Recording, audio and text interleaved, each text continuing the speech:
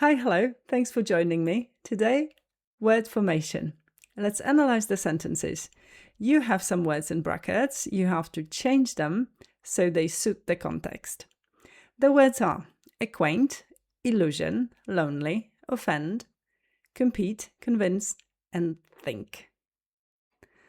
Ready? So let's check the words. I wouldn't call Simon a friend of mine. He's just an acquaintance. Acquaintance means that this is a person that we know, but not very well. Some other words that are formed the same way: acceptance, disturbance, clearance, annoyance, maintenance, and assistance. Sentence number 2. After she attended numerous auditions and wasn't offered a single part, the young actress felt rather disillusioned. There we have the prefix and the suffix. The prefix dis, which is one of the negative prefixes, and the ending ed. Yeah, so illusion, illusioned, disillusioned. Let's look at some more words formed the same way: disconnected, disregarded, dispositioned, discontented, discredited, and disproportioned. All right, sentence number 3 then. According to a recent survey, what old people fear most is loneliness. There you can observe Y changing into I. So loneliness, the same way: empty, emptiness, ready, readiness, dizzy, dizziness, and happy, happiness. Sentence number 4. I'm afraid some of the author's comments may be offensive to certain groups of people. There we can analyze how certain verbs change into adjectives. So offend, and the adjective is offensive. D disappears.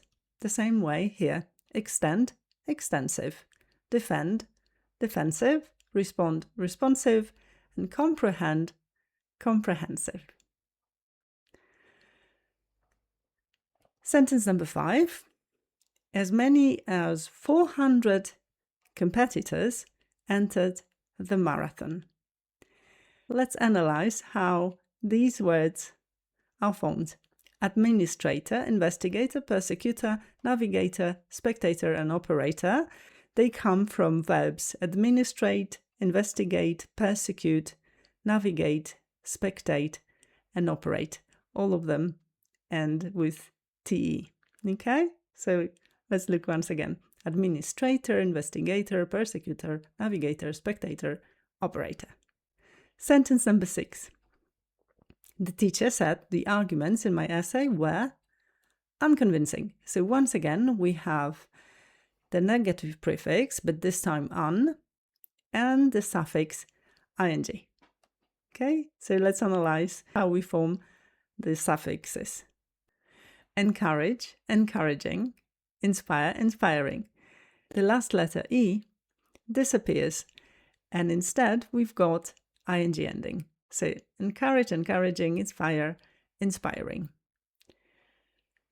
If we have the ending IE, those two letters change into Y, and then we add ing ending. So die, dying, lie, lying. There are some exceptions. Let's look at the first one. Agree with double E. We do not reduce it in any way. We do not change it in any way. So then we just add ing ending.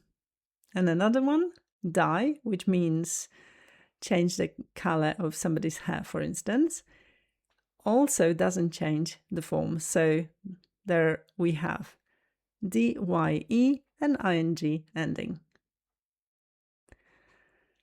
All right.